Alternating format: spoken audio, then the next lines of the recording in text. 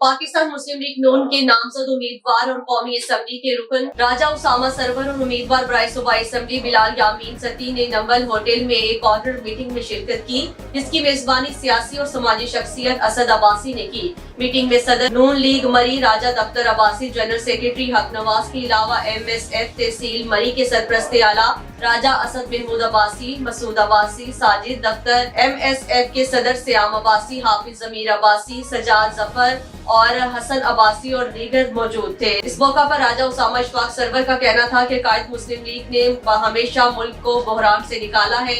नून league की हुकूमत ने हर दौर में अवाम को खुशहाल रखा है, खासकर मिडिल क्लास और लोअर क्लास के लोगों को नून लीग की हुकूमत ने मराद दी और हमेशा लोगों को अच्छे से अच्छा रोजगार मिला।